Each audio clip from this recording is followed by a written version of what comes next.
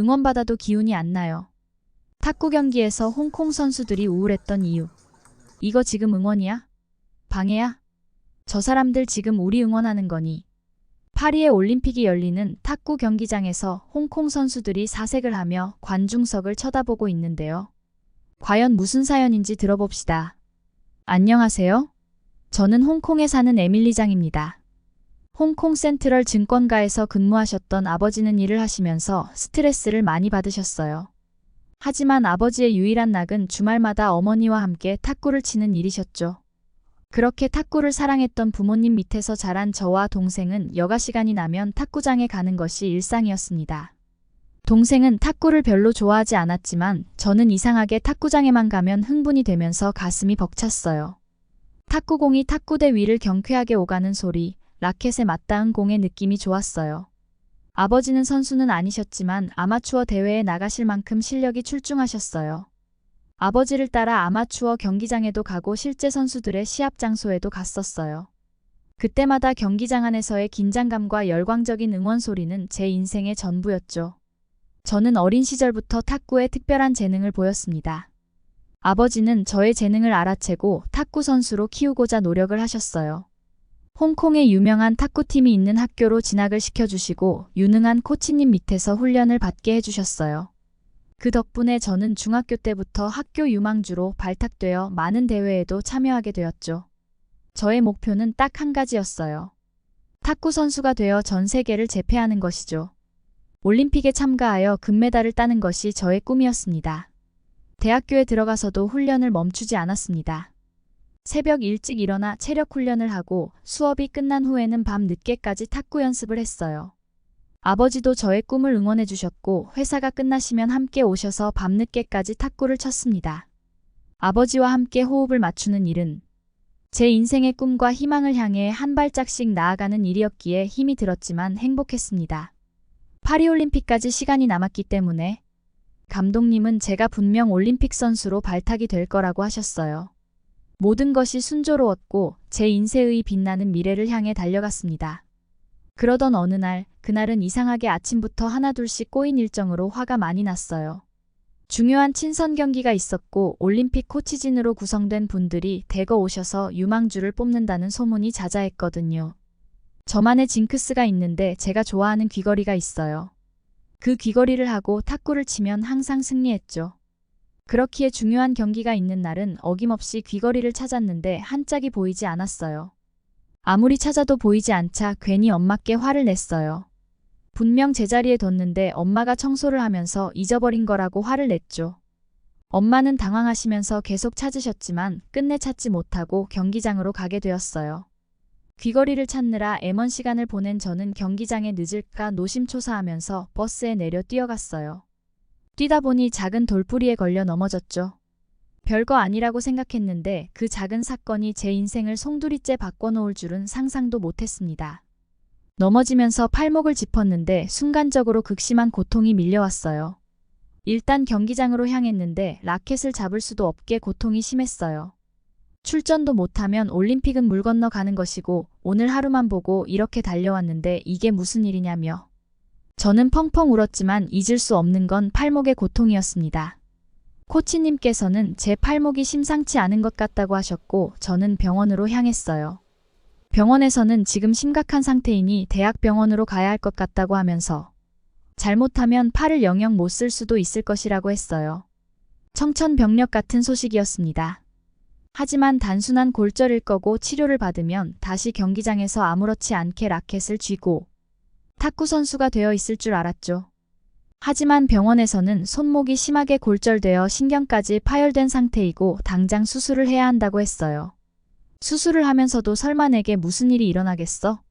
라고 생각했던 것 같아요. 하지만 현실은 그리 간단하지 않았습니다.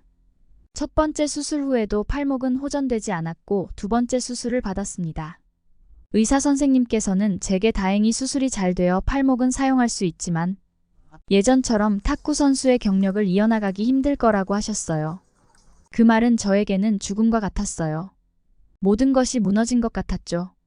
꿈을 잃은 저는 더 이상 나아갈 방향을 잃고 방황했어요. 탁구를 제외하고는 아무것도 할 줄 모르는 내가 앞으로 무엇을 해야 할지 막막했어요. 더욱이 제가 가장 사랑하는 탁구를 할 수 없다는 사실을 받아들이기 힘들었죠. 그렇게 세상의 모든 것을 잃은 사람처럼 방에 누워 집 밖으로 나오지 않았어요.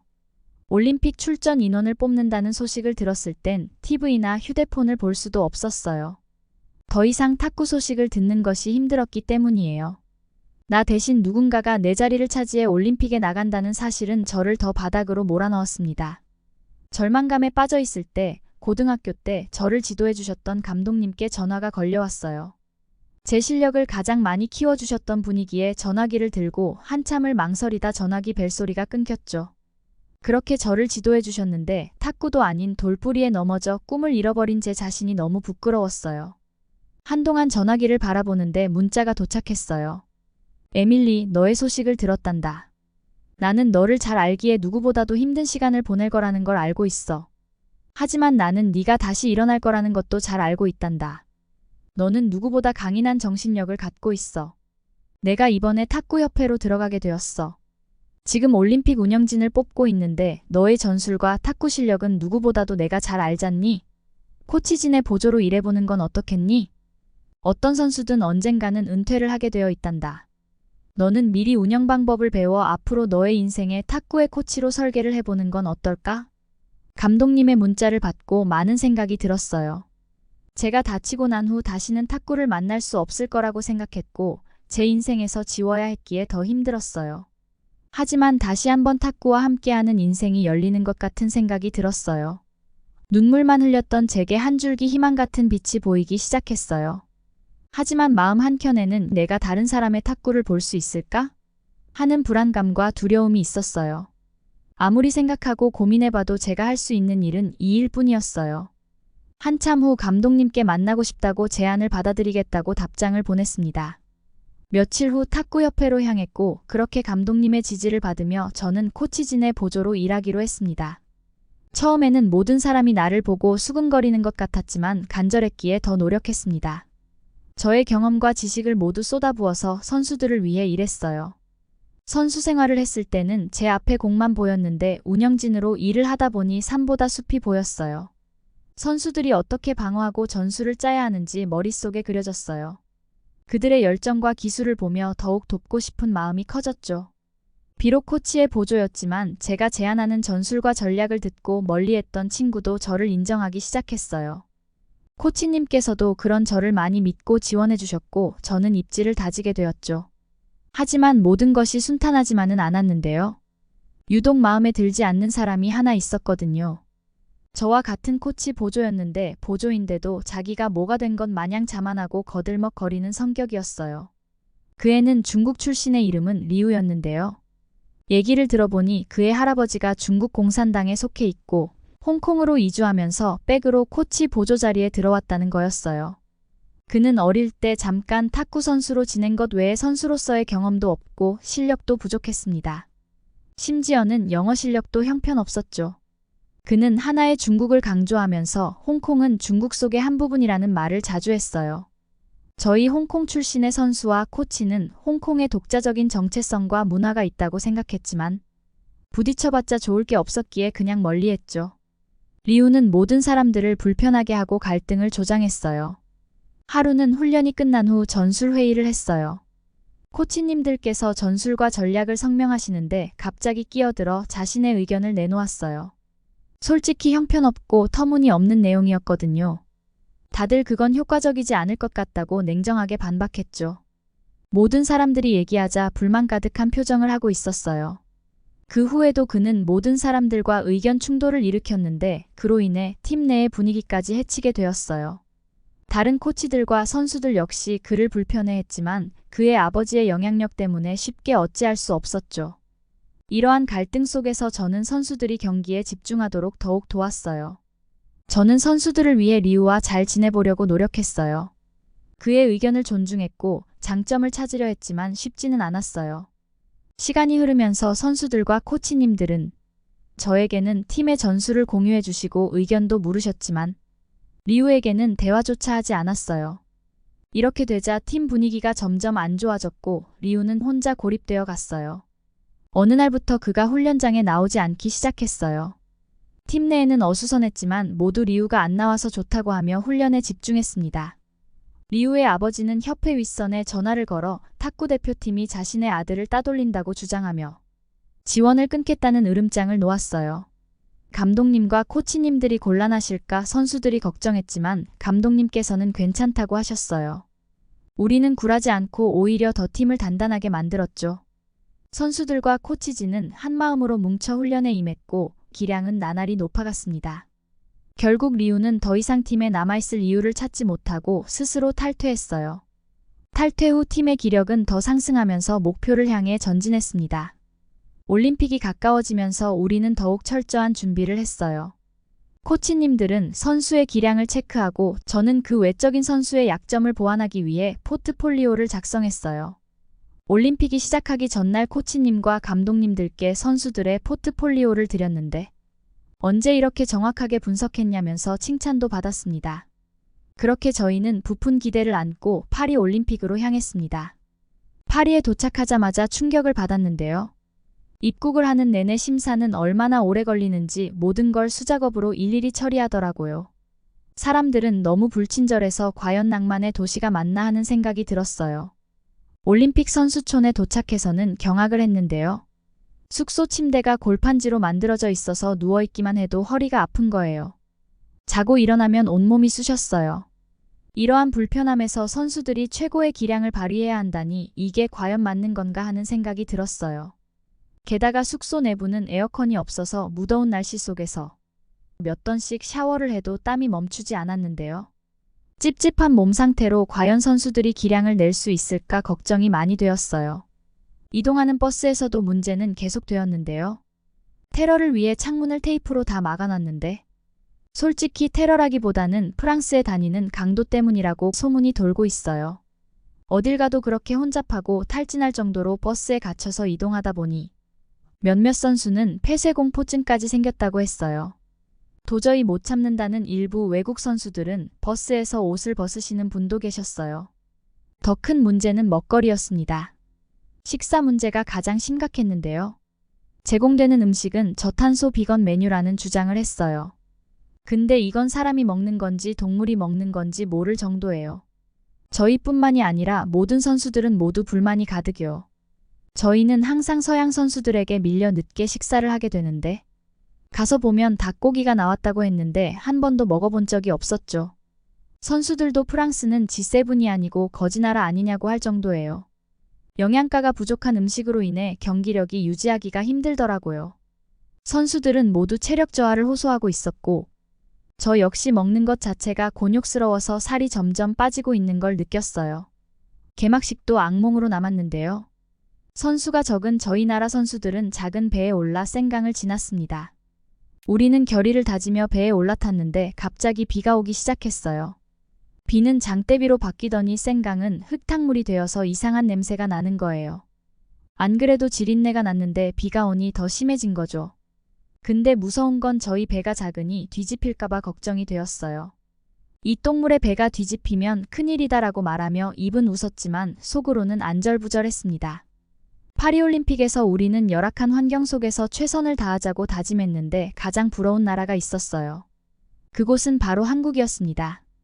한국은 첫날 우리처럼 버스를 타고 이동했고 모두 기진맥진한 상태로 경기장에 들어왔어요. 하지만 다음 날부터는 땀 하나 흘리지 않고 최상의 컨디션을 유지하며 연습에 임하는 거예요.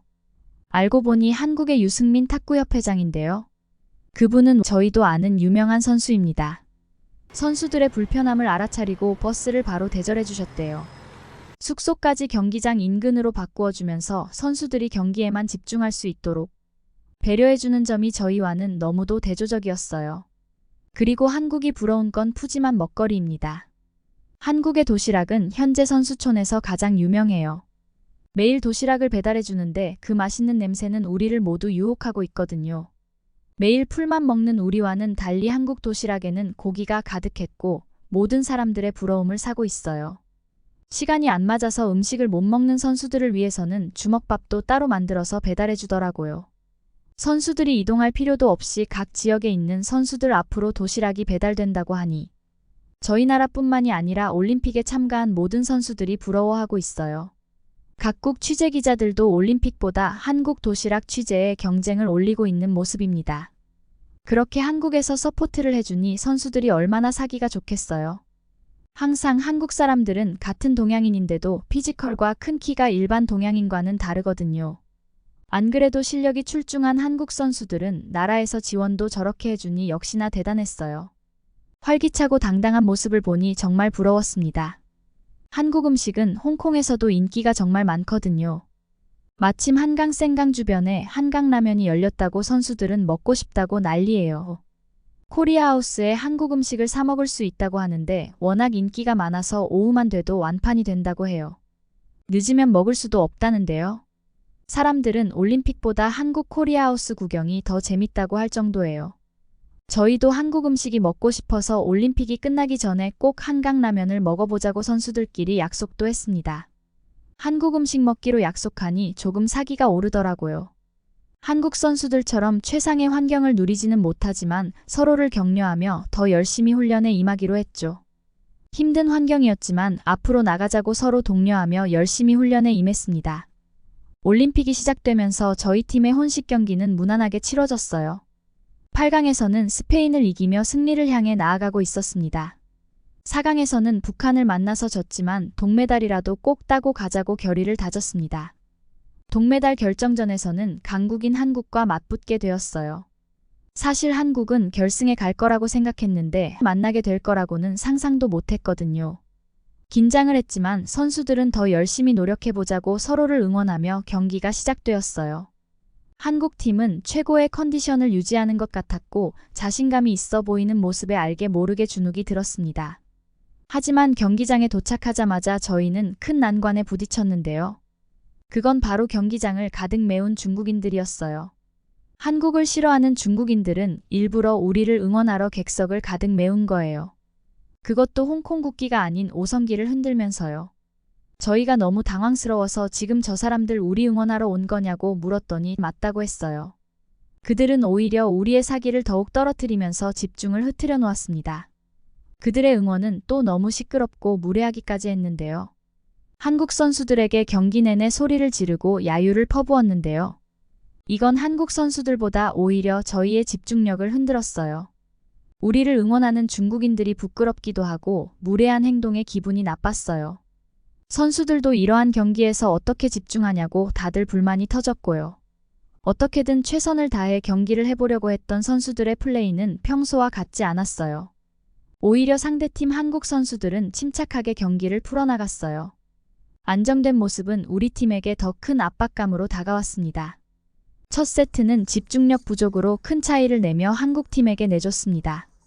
감독님께서는 휴식 타임을 이용해 아무리 방해해도 우리의 게임에 집중하고 끝까지 최선을 다하자고 다독였습니다. 다시 경기에 임했을 때는 우리보다 한 발 더 앞서 나가 있다는 생각이 들었어요. 우리의 경기가 더 힘들어짐을 느꼈고 한국팀은 시간이 갈수록 더 강해지는 느낌이었거든요. 잠도 편히 자지 못하고 밥도 충분히 먹지 못했던 우리 팀은 점차 기력이 쇠해갔고 엎친 데 덮친 격으로 중국 응원단은 짜요를 외치며 중국 국기를 흔들었습니다. 저는 멀리서 선수들의 얼굴을 봤는데 응원을 하면 할수록 표정이 더욱 굳어지고 사기가 저하됨을 직감적으로 알 수 있었습니다.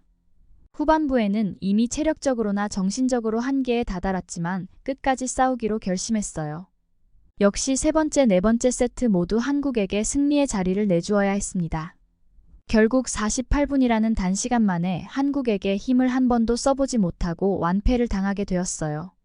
형편없는 성적으로 스스로에게 실망했고 경기가 끝났는데도 짜요를 외치는 중국 응원단의 모습에 더욱더 화가 났습니다. 경기는 끝났고 우리는 어려운 상황 속에서 끝까지 포기하지 않았다고 서로를 격려했어요. 하지만 다들 씁쓸한 미소가 입가에 번졌습니다. 바로 홍콩의 현재 상황과 한국의 상황이 비교되었기 때문이에요. 한국은 독립적이고 민주적인 국가로 선수들에게 최고의 환경을 제공하고 그들의 역량을 최대한 발휘할 수 있도록 지원했는데요. 열악한 파리의 상황을 즉각적으로 파악하고 선수들에게 최적의 환경을 제공해 경기력을 높이는 데 큰 역할을 했어요. 이러한 모습을 볼 때 부러운 마음이 들었습니다. 저는 홍콩이 한국처럼 자율적인 민주국가가 되었으면 좋겠다고 생각했어요. 몇 년 전만 해도 홍콩은 자유로운 국가였고 모두 행복한 생활을 하며 만족하는 삶을 살고 있었습니다. 하지만 지금은 그렇지 않죠. 한국은 외부 간섭 없이 스스로가 정책을 결정하고 국민들이 중심이 되어 발전해가고 있잖아요. 반면에 홍콩은 중국의 영향력 아래에서 많은 제약과 어려움을 겪고 있습니다. 올림픽만 해도 중국인 응원단에 원하지도 않는 오성기를 흔드는 무례한 응원과 방해를 함에도 거부를 할 수 없는 실정입니다. 우리도 한국처럼 독립적이고 자주적인 나라가 되었으면 좋겠고 선수들도 더 나은 환경에서 훈련하면서 최대한 잠재력을 발휘하면 좋겠습니다. 언젠가 우리도 그런 날이 올 거라고 믿고 있습니다. 저의 긴 사연 들어주셔서 감사합니다. 이상 에밀리 씨의 사연을 들어봤습니다. 저도 경기 끝까지 지켜봤는데요. 우리 선수들뿐 아니라 마지막까지 힘내서 싸워주신 홍콩 선수들 모두 감사합니다. 홍콩도 언젠가 에밀리 씨가 꿈꾸는 그런 세상이 왔으면 좋겠습니다. 오늘 준비한 사연은 여기까지입니다. 사연이 마음에 드셨다면 좋아요와 공감 부탁드립니다. 이상 감동 포착이었습니다. 감사합니다.